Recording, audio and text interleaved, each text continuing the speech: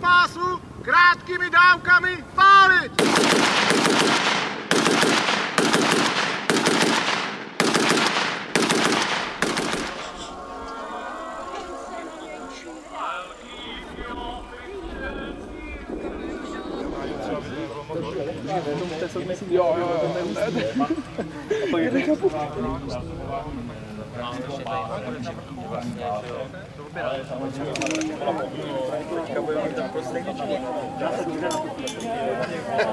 Tak potom to je správně. Minule mi říkali nějaký lidi, já jsem po v životě, ne, to je hnusný. A v podstate, či už 3. brigádu, ktorú začali v lete formovať, ešte v podstate v Černoviciach. Druhá paradesantná tá v podstate bola sformovaná 26.3. 400 rán, jo, když se vypálili rychle za sebou a s tím chlazením třeba 12 000. Ale ta konstrukce, co je to? To je Lewis nebo Browning? Tohle to je Vickers. Vickers dvojky.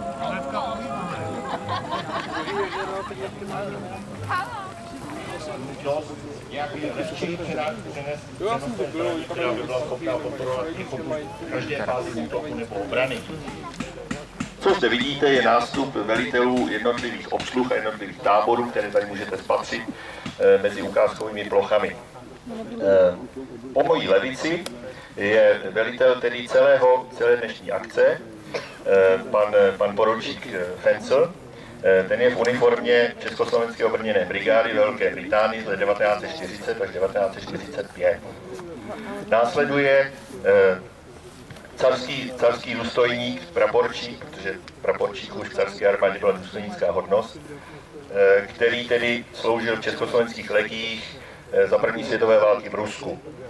Vedle něj francouzský legionář z 22. pěšího pluku, tedy střeleckého pluku československých legií ve Francii v roce 1918.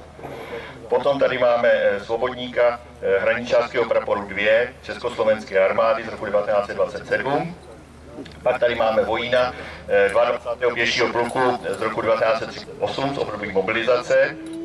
Další, ten civilista, to není žádný terorista, to je příslušník polského legionu, který v důsledku rychlých událostí za války v Polsku neměl možnost se vystrojit žádnými výstrojními součástkami, takže tito vojáci v Polsku bojovali a ustupovali a pohybovali se v civilu. Další je příslušník naší armády na Středním východě a v Africe.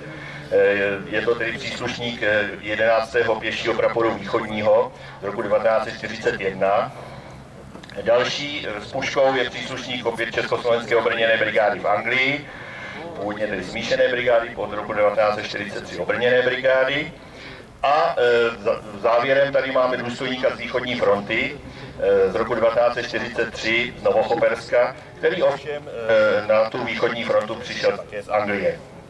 Tak, to by bylo představení všech tady uniforem a po chvilce bude následovat první střelecká ukázka, kterou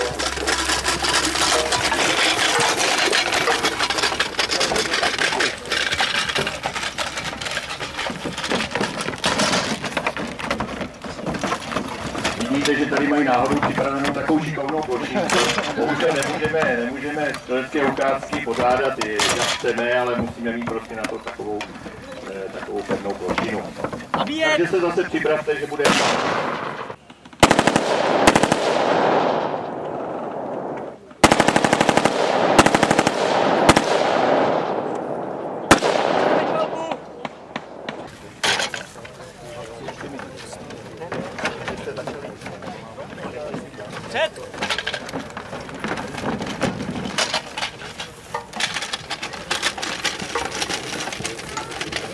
Tady vidíte, jak za postupu na frontě útoku se postupovalo tímto způsobem. Samozřejmě, protože kulové pasy má kolečkový podvozek, tak běží všichni pohromadě. Je to nevýhodné z toho důvodu, že představují větší cíl. Rozsev! Od lesa k bříze! Pal!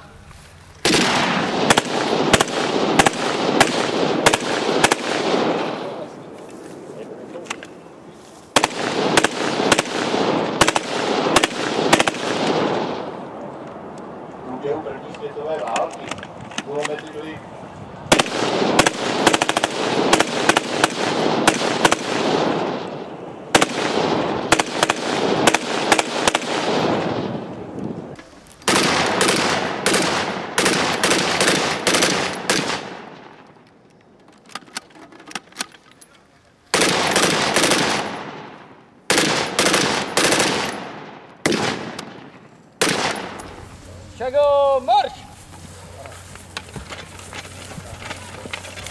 Tak obsluha nám nastoupí tady pódia, kde si ještě jednou popíšeme jejich výstroj, výstroj a součástí kulometu. Kulomety Maxim, tedy jak jsme říkali, byly chlazeny vodou.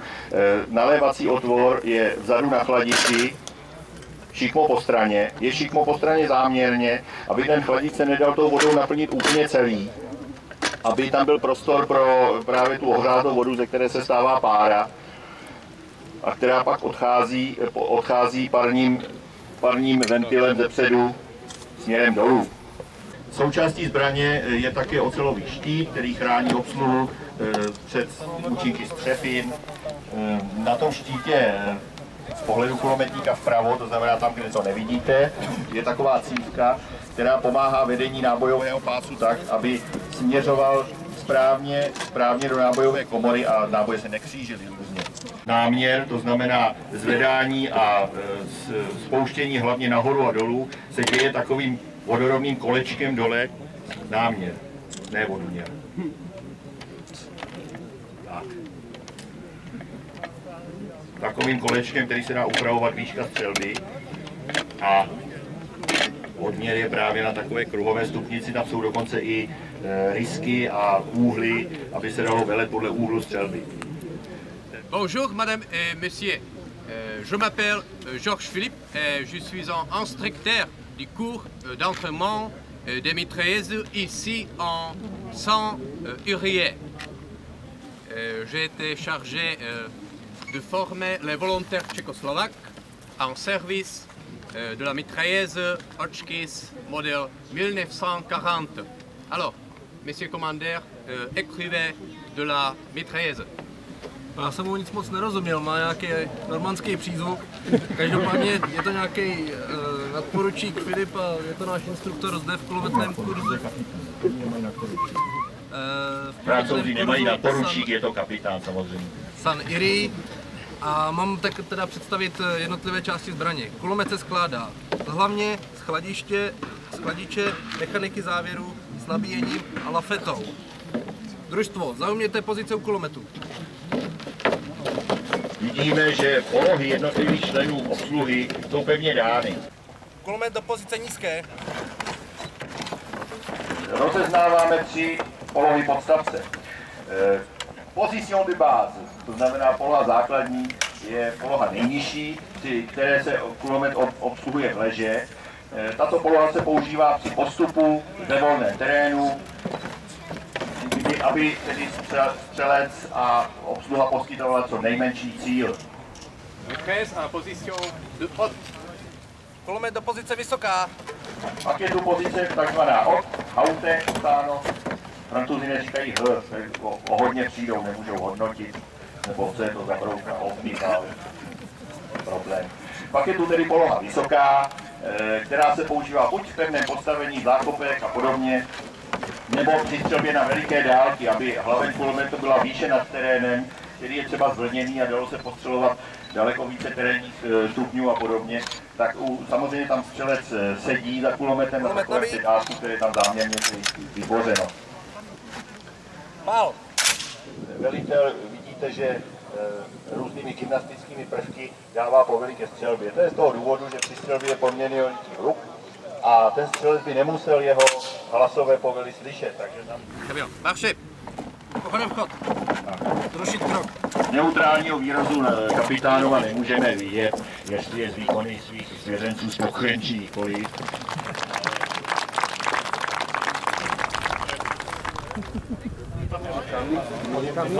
To platí do 50, 90. Promiň, já myslím, že už to máš.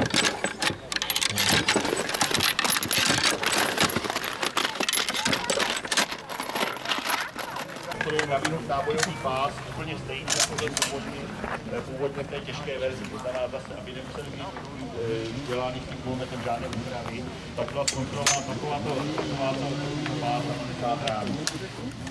Kulomet má další příslušenství. A o tom to je.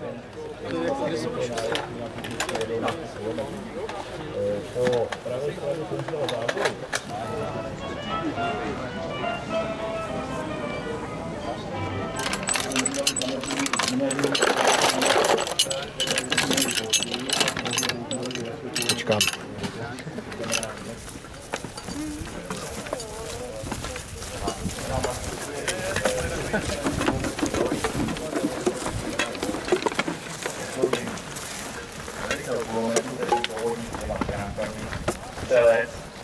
Ten druhý za ní, který nese postavit kulometu, potom je to nabíječ, který nese tělo kulometu, Zastavit, stop! který nese chladící vodu a Levo, náboje.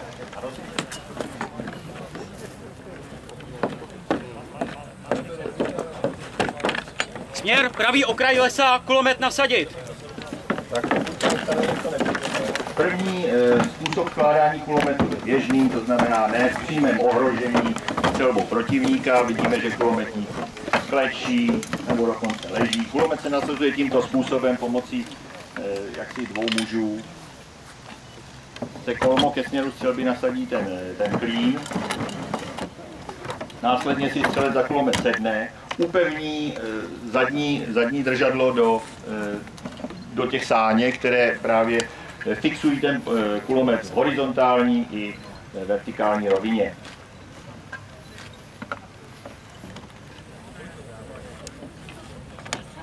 Kulomet hotovo.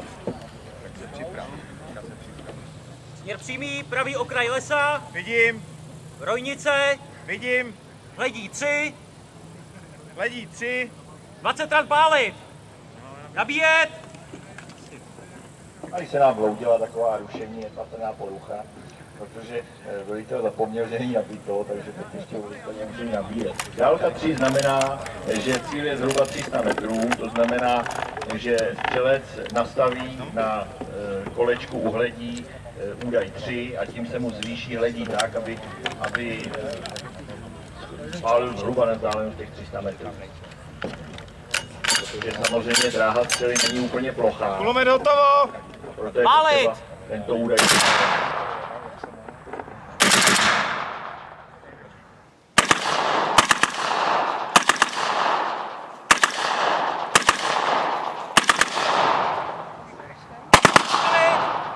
Hledí 4. Hledí 4. Tak velitel vidí, Dále že pálit. kulomet cílí moc blízko, takže nastavuje 300 metrů.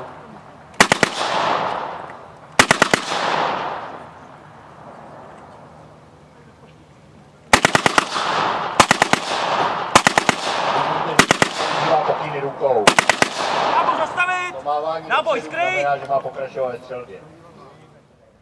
Jistě jste si všimli, že kulomet vyvíjí daleko více dýmu než ty předchozí exempláře. To je dáno jednak tím, že nábojnice pro lepší chod toho mechanismu jsou olejovány, to znamená ten čmout je ze spáleného oleje těch nábojnic. Jistota. Změna palebného stanoviště. Jistota znamená, že kulomet je vybit a hlavně není náboj. To se muselo vždycky zkontrolovat, aby nedošlo k nějakému nečekanému výstřelu náboje, který by náhodou byl na bojové komoře. A při změně palebného stanoviště anebo při rozložení pochodu zase se ten děj opakuje v opačném pořadí. Tady vidíte, že střelec rozloží trojnožku na polohu nízkou, tak aby se mu lépe nesla. Za mnou pochodem vchod.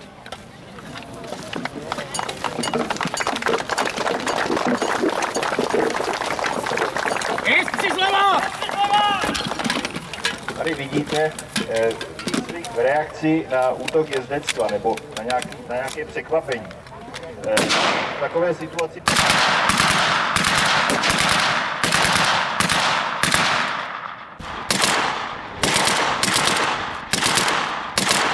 že nabíječ si položí hlaveň kulometu na koleno a střelec vede střelbu takzvaně z volné ruky. Tak poděkujeme našim vojákům z roku 1927.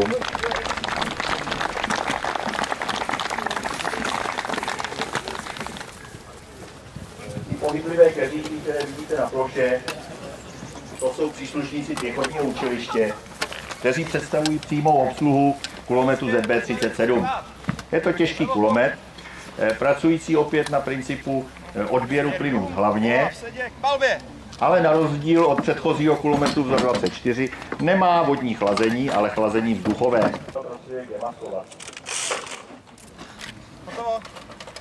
Tak kulomet je nabit a připraven k palbě. Běžící střelec.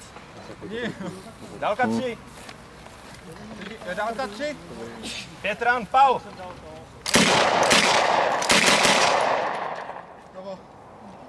Kopec lesa. Jezdec. Vidím. Dálka 8. Dálka 8. 10 ran pálit.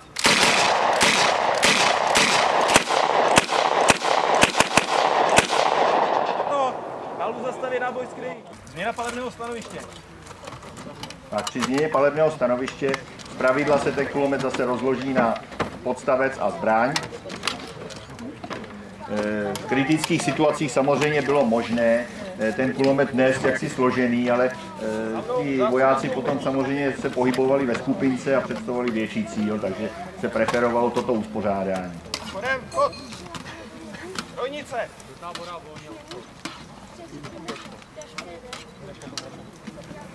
Zemi! 50 dávek si držíte pálit!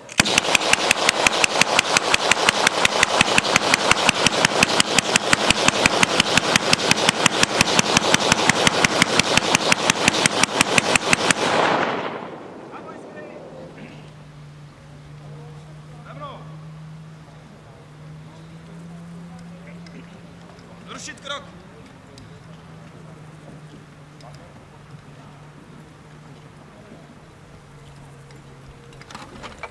Mimo své obvyklé výstroje a výzbroje mají vojáci, to vidíte vepředu na hrudníku, mají plynové masky v takzvané pohotovostní poloze. Samozřejmě před světovou válkou byl předpoklad, že bude zahájena a vedena plynovými prostředky v daleko větší míře než první světová válka, která byla na tento druh bojové činnosti velice bohatá.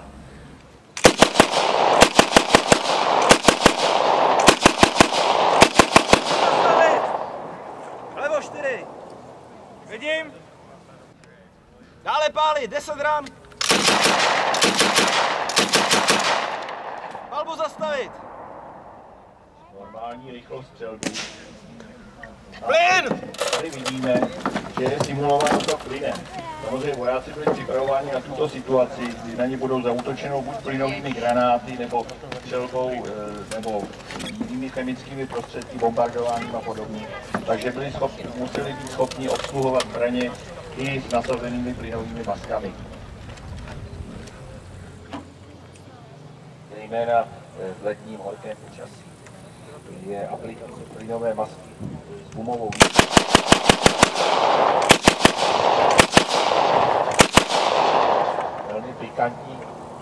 Velmi pikantní doplňkem toho výcviku. Tady vidíte, že z nasazených se velmi špatně hovoří.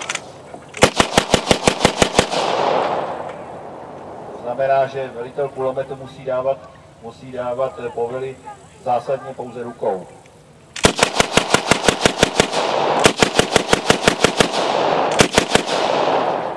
Protože ani píšťalkou to není. Masky sejmou. Jelikož pominulo nebezpečí plynového útoku, tak vojáci si sejmou masky, možná se ji nadechnou. Podstavec pro kulomet ZB37 byl konstruován univerzálně, tak aby bylo možno ji použít jak v úpravě pěchotní, kdy měl nohy rozloženy do šířky a ta zadní noha je dvojitá. A teď vidíte, že její polovina se dá použít právě na upevnění kulometu při střelbě proti letadlům.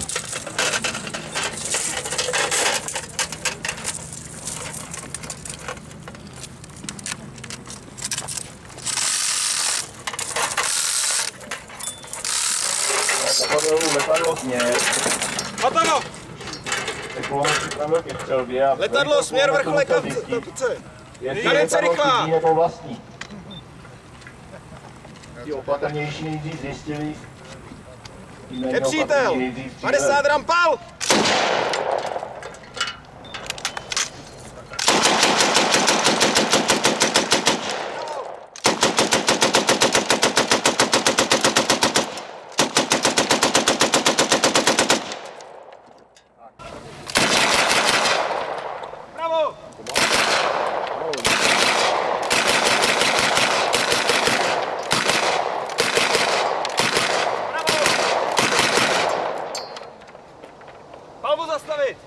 předtím korigoval palbu mlácením rukou do ramen, do zad nebo do hlavy. Rána do hlavy rukou znamená, že střílí příliš nízko, musí střílet výš, rána do zad opak, to znamená, musí střílet níž. Úder na levé rameno znamená střílet více doleva, úder na pravé rameno více doprava. Taky jsme viděli, že z oblohy už zmizely všechny pasažérské aviony na pravidelné lince Varšava-Praha. Jistota! V pořádku.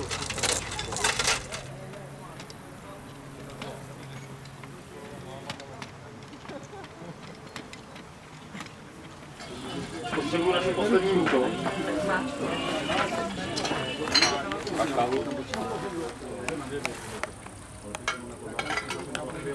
Máme teď 20.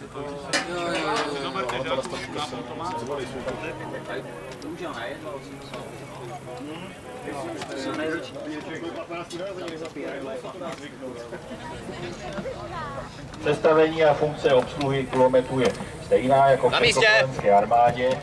Zastavit, stát! Vlevo, bok! Před sebou vidíte vojáky Československé obrněné brigády v Anglii, respektive kulometné voroje od kulometné roty. Kulometný roji, cíl, pravý okraj lesa, kulomet nasadit.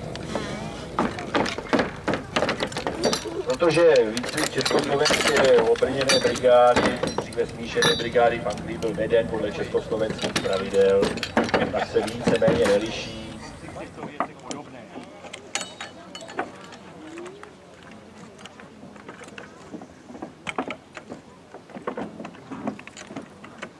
To znamená, že vytváří pára, kterou je potřeba z toho kulometu odvádět. A ta se odvádí právě parním kohoutem do připravené vodní nádržky. Znovu svět kondenzuje ve vodu. Samozřejmě druhý účel toho je, aby ta stoupající pára neprozrazovala stanoviště kulometu. Bude následovat pokus o střeleckou ukázku, to znamená patrně zase bude trošku rámus. Kulomet, hotovost! Cíl, pravý okraj lesa, rojnice, hledí 10. Pravý okraj lesa, rojnice, hledí 10. 20 ran pálit. Pálit. Oprava, hledí 13. 50 ran pálit. Hledí 13, 50 gram pálit.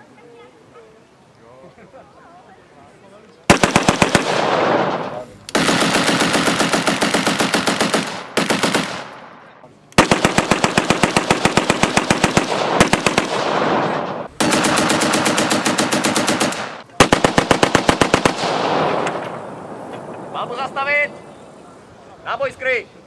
Možná by se leckrát z těch závodů dal svést na toho nabíječe, protože jeho úkolem je, aby ten pás byl naplněn, že? Když tam nějaký náboj chybí, tak ta automatická funkce toho kulometu například selhává, protože nemá energii k podání dalšího náboje.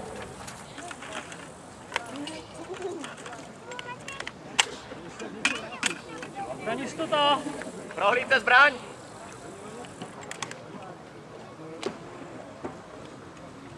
Vidím. Kulomet oddělit.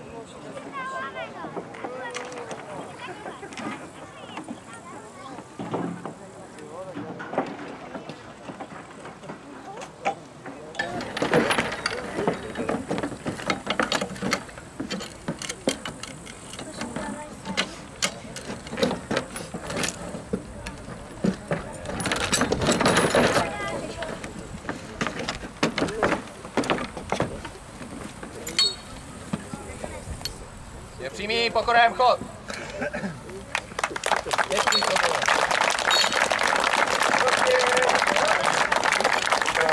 Je kulomet MG42 německé výroby. Tentokrát z výzbroje, tedy kořistní zbraň, z výzbroje Československé obrněné brigády u Dunkerku v roce 1944 a 1945. Obsluha je oblečena v tankistickou kombinézu, tankistickou přilbu britskou a předvede nám zkušební střelbu z kulometu MG42.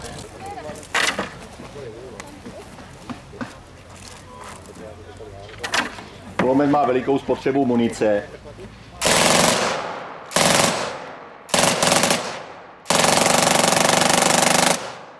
Při svojí kadenci 12 ran za minutu. Zní to, jako když se trhá plátno.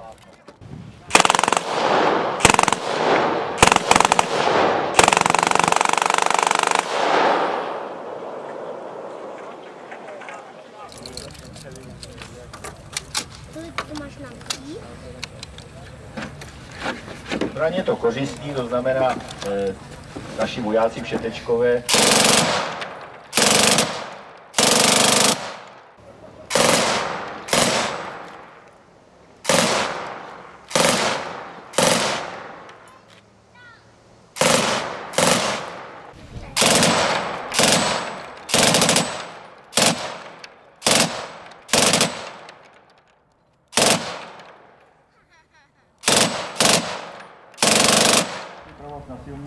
Vlastně hotovo. První na pechotu, 8, hledí 4, hotovo. Pol pásu, krátkými dávkami, pálit.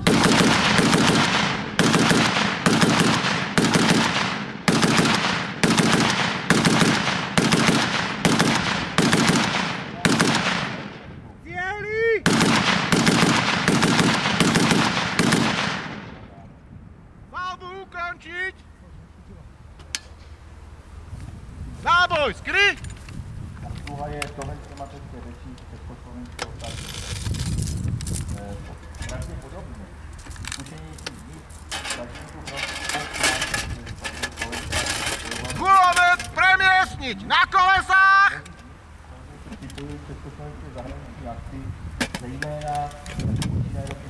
Vyvýšenina predo mnou 50 metrov!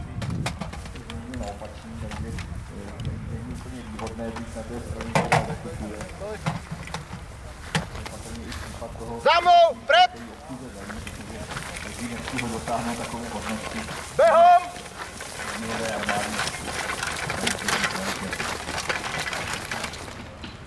Teď se nám přesunou na pódium a bude následovat opět střelecká ukázka, takže... Stavebný bod tu! Boju! Připravte na určitou zvýšení hlukové hladiny.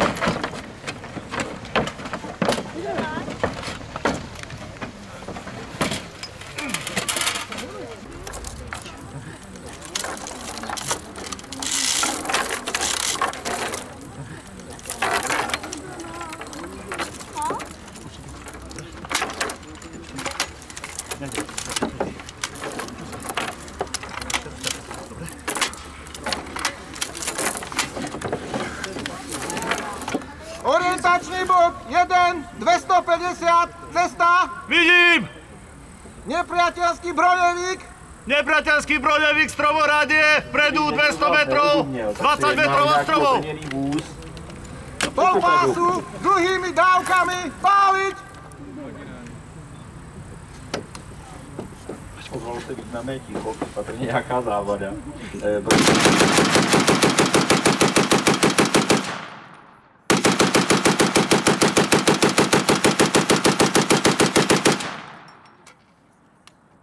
Smer, hranica lesa, 200, cesta. Vidím! Pechota na ceste. Pechota na ceste 200 metrov, remízka stromov naľavo. Námerný bod 8, hledí 4. Vlastne hotovo. Prvý na pechotu, 8 na 4, vpravo, hotovo. Pol pásu, krátkými dávkami, páliť.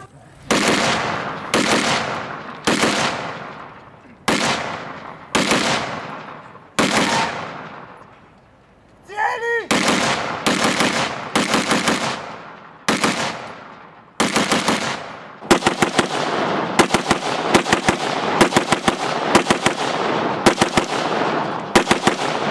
Palbu ukončiť!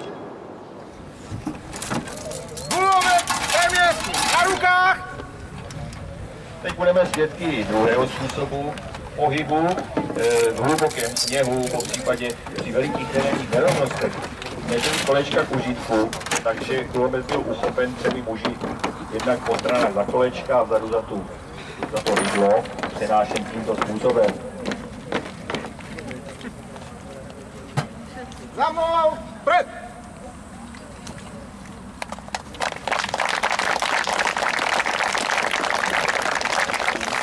Prieskumný oddiel! Rozvinúť! Na 3 kroky!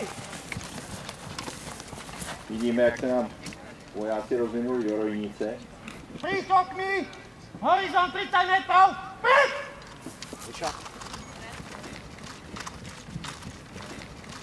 Oni tomu říkají přískoky, ale v podstatě běží. Nepriateľská pechota! Pál!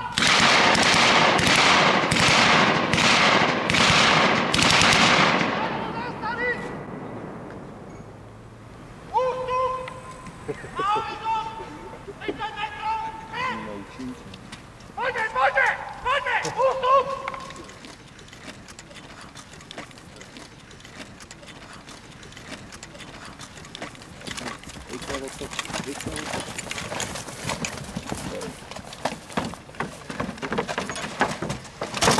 Předtím jste viděli střelu za pohybu a teď to uvidíte v detailu. Ľahký guľomet! Nepriateľská pechota 400 metrov! Krátkými dávkami! Pál!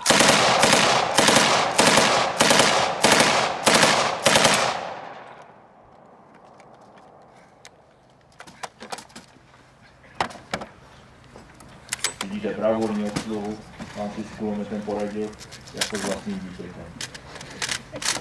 Ľahký guľomet! Nepriateľská pechota 250 metrov priamo pred nami! Dlhými dávkami! Pál!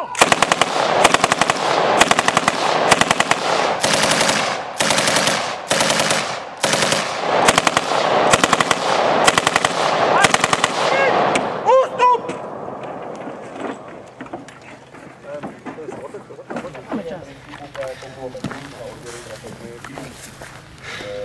Máme tady samozřejmě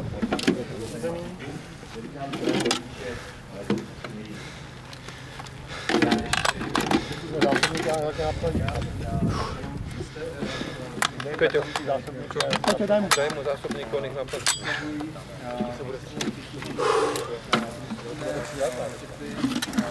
Výzkumný oddiel! Vpred! První jako velitel průzkumného družstva ze zbroj samopalem zbraně za 43. Druhý kulometem DP28 má na sobě brašnu střelce a brašnu na diskové zásobníky, které nese 3. Další z pomocníků má plechovou brašnu na zásobníky, opět má 3 a pušku Mosin 44 a poslední z toho průzkumného družstva opět se samopalem do 43 Sudáje. Kulomet je původně československé konstrukce ZGB 33, následně prodaná licence pro výrobu do Velké Británie. Kulomet se vyznačuje snadnou a jednoduchou rozborkou, která by měla začít tím, že by se měla vyndat hlaveň. V tomto případě hlaveň samozřejmě vyndat nejde, protože zbraň je nevratně upravena pro střelbu slepými náboji. Kolega vám tady předvádí demontáž.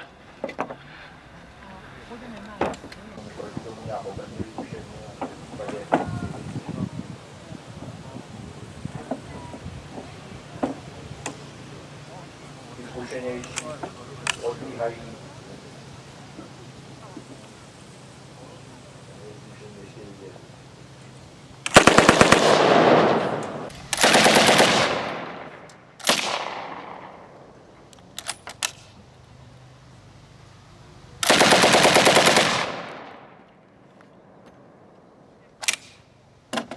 A tady vidíme jednoduchou výměnu zásobníků, je to všechno, co to dá vyřídit jednou rukou během 1 vteřiny.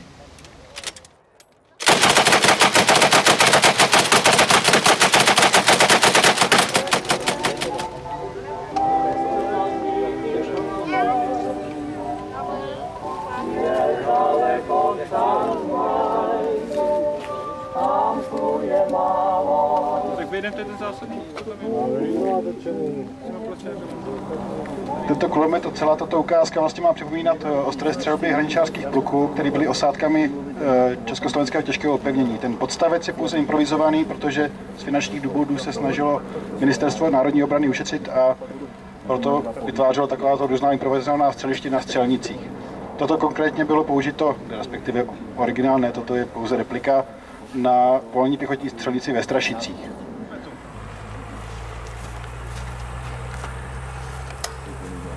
Nabíjet!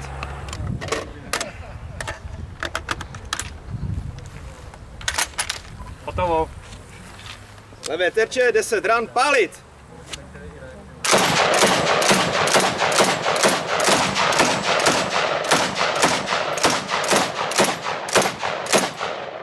Palbu zastavit.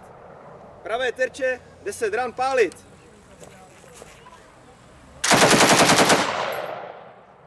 Palbu zastavit, náboj skryj. Tak já bych ještě to doplnil, že většinou při těch posledních střelbách měl každý boj jenom 5 ran na to, abych zasáhl nějakou skupinu. Kulomet ZB26 je konstruován na obsluhu jediným člověkem, takže třeba výměna zásobníku se děje pomocí jediné ruky a trvá, já nevím, několik málo vteřin.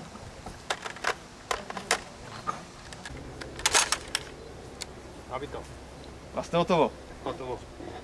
Směr terče, 5 ran, jednotlivě, pal.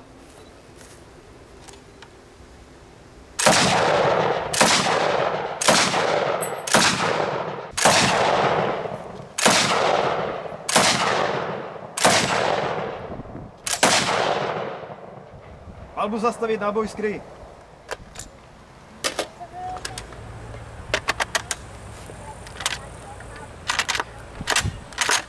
Hotovo.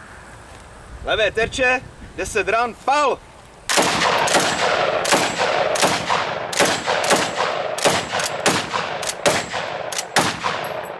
Palbu zastavit.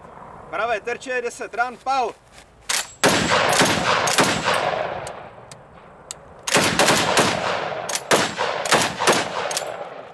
Palbu zastavit, náboj skryj. Jistota. Pojímaněček zpět.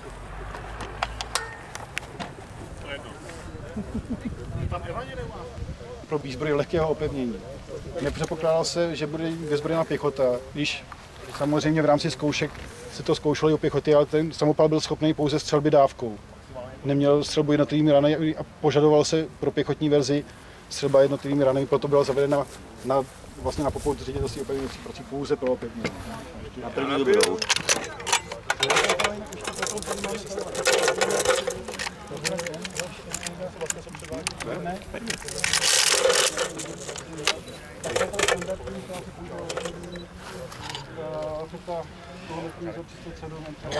Kulomety vzor 35, určené pro opevnění, byly dodány v počtu 500 kusů, ale byly osazeny zhruba v počtu 200 kusů pouze do prvního postaveného úseku, do prvního vybudovaného úseku Moravská Ostrava. Do dalších úseků od ledna roku 1938 byly již dodávány kulomety vzor 37. Takže fuk se právě otevírá pouze do závěru, musí natáhnout zbraň a následně po jejím natažení vám ukáže výměnu vyměnitelné hlavně.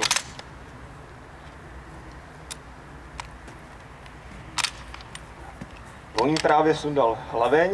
Jak vidíte, je to žebrovaná hlaveň v pěchotní verzi s pěchotním tlumičem. Nebyl to jediný typ vyvíjené hlavně pro tento kulomet, kromě toho se také používala pevnostní hlaveň a hlaveň pro útočnou vozbu.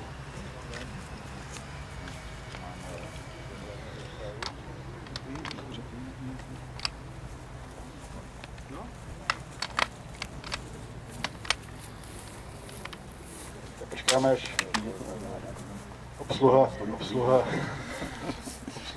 Je to kompletně nový, do armády byl dodáván v této verzi v roce od vzoru 37 až od roku 1938 od června, takže většina těch obsluh se s tím seznámila opravdu velmi rámcově, pokud přímo nebyly osádkami těžkého opevnění. Kraj lesa, vlevo 3. Teď tady bude následovat střelba. Dálka 2. Dálka 2. 5 ran, jednotlivě pal! Palbu zastavit! Bílý dům, rota pěchoty, 15 ran, pal! Vidím!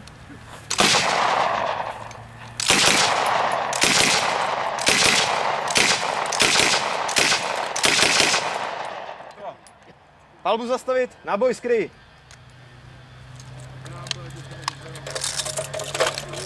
Funkce hlásit. Střelec! Pomocník. Pomocník. Ke kulometu. Takže na lafeti nyní máme nasazeny 2 těžké kulomety vzor 37. Lafeta je nyní upnutá v dřevěné konstrukci improvizované. Normálně v objektu těžkého opevnění by samozřejmě byla upnuta v rámu střílny. Ten můžete vidět tady za námi. Lafeta je tam upnutá pomocí čelní desky. Tu vy moc nevidíte, protože ona je černě brinírovaná, takže proti těm trámům není moc vidět. Pod lafetou jsou 2 vyvažovače. Ty vyvažovače mají několik funkcí. Jednak je to kvůli tomu, že když střelec udílí náměr, tak on ho může udílet buď to nuceně, to znamená, že točí nahoru nebo dolů a tím zvyšuje nebo zvyšuje náměr zbraně, anebo si toto zařízení může vypnout, nasadí si ramení opěru a vlastně ovládá náměr zbraně jenom pomocí svého ramena. Jelikož ta váha lafety plus váha 2 kulometů plus váha nabitých zásobníků není zrovna zanedbatelná, tak jsou tam nasazeny pružiny, které slouží jako vyvažovače. Jak zaměřujeme? Běžné zaměřování je pomocí záměrného dalekohledu vzor 36, ten my nasadíme později, takže ten vy uvidíte, ale kromě toho tady můžete vidět i mapu, to je zařízení pro nepřímou střelbu. Tady ve stěně pěchotního srubu by bylo osazeno pomocné zařízení s perem, kde vlastně to pero by ukazovalo na pozici, kam zbraň míří. Ono to není přesně řečeno, protože ona to není přesně ta pozice, ale je to pozice s tím, že tam je započítána dálka. Takže běžně, jak jsem říkal, se střílí pomocí dalekohledu, ale ze snížených podmínek viditelnosti, například při umělém zadýmení nebo v noci, se může střílet taky pomocí pomocného zaměřovače. To znamená, že velitel zavelí například stažní bod 12, střelec si najede tak, aby pero ukazatele ukazovalo na stažní bod 12 a zahájí se palba. Druhá věc, ta lafeta má takovou zvláštnost, že se dá udělit různý náměr oběma kulometům. To znamená, oni nestřílí na stejné místo, ale jeden z nich se dá trochu zvýšit, takže vlastně střílí v terénu asi o 50 metrů dál, čím se docílí větší hloubka postřelovaného prostoru. Já jenom teda něco k té taktice té střelby. Základní je to teda dvojkulomet, to znamená, jsou to 2 těžké kulomety, ale nestřílí se z nich ve většině případů současně. Střílí se většinou pouze z jednoho, zatímco druhý je v záloze pro případ nějakého nedostatku nebo náhlé potřeby změny kulometu. Jinak většinou se střílí pouze z jednoho, buď z levého nebo z pravého. Pokud se střílí z levého, mění se zásobníky na pravém a opačně. Funkce hlásit! Levý nabíječ! Střelec. Pravý nabíječ! Ke kulometu!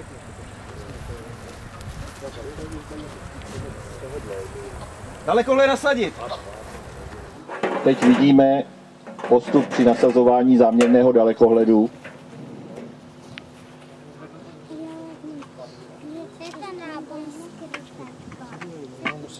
Kterým se střílí na větší dálky při zvětšení dvojnásobném.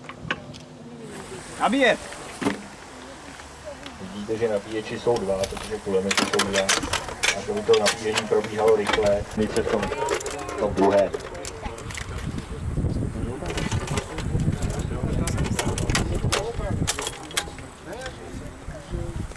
Hotovo. Opěru nasadit. Jinak ta hlaveň O, ta pevnostní, se lišila hlavně tím, že jednak stažní bod 4, vlevo 2, rojnice. Takže vydržela daleko delší nepřetržitou palbu. Vidím. Délka 2. Délka 2. Levý kulomet, 15 ran, pal!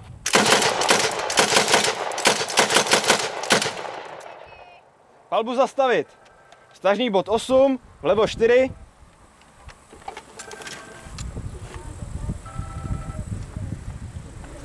Hotovo. Vidíte? Vidím. Dálka 5. Dálka 5. Pravý kulomet, 20 ran, pálit.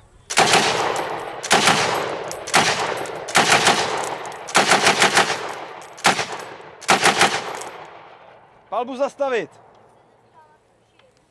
Stažný bod 1, vlevo 1. Vidím. Dálka 1. Dálka 1. Levý kulomet, 15 ran, pálit.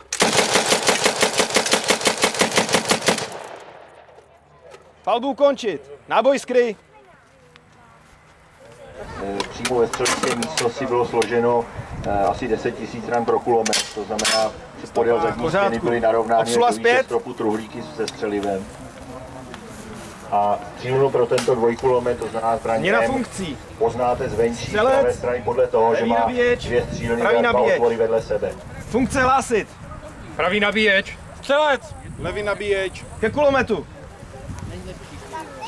Tady vidíte, že se vyměnili. Nabíjet. Aby si pravý nabíječ zkusil levé nabíjení a levý nabíječ pravé nabíjení.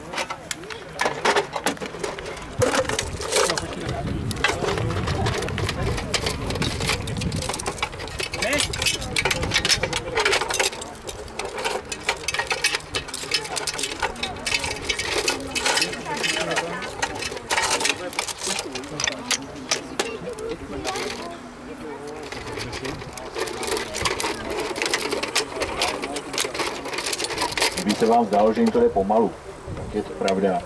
Jednak jsou asi destabilizováni skutečností, že se nacházejí ve volném terénu a nikoli... Hotovo! Tažný bod 8, vlevo 2, rojnice. Náměr odměr povolit.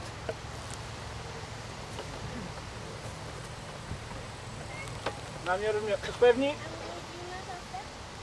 Vidím. Dálka 4. Dálka 4. Levý kulomet, 15 ran, pal. Palbu zastavit. Stažný bod 2. Vlevo 1. Náměr odměr povolit. Pravý kulomet, 15 ran, pal.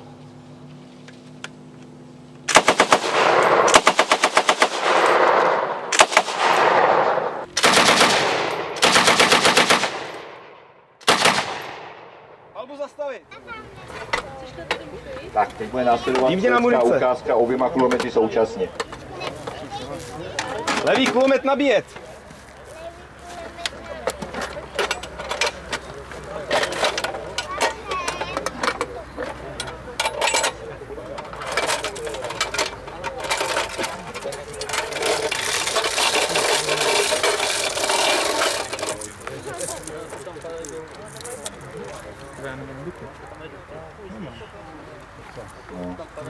Takže první variantu jsme si řekli, to byl kompaktní dvoukulomet se zásobování jediným pásem pro obě zbraně.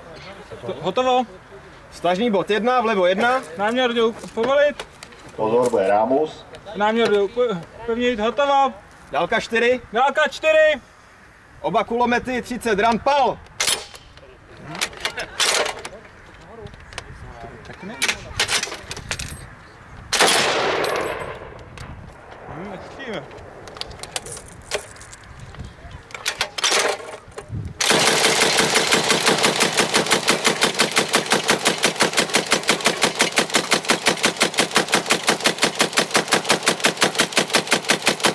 Palbu zastavit. Náboj skry. Dálka 2. Palebný rozsev od 1 do 4, oba dva kulomety, samostatně celý pás pálit.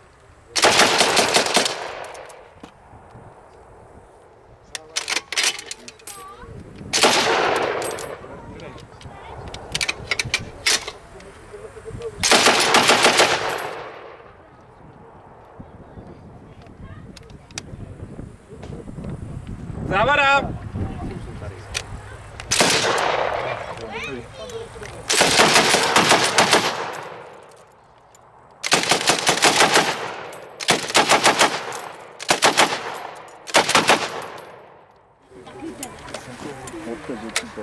Palby pokračovat.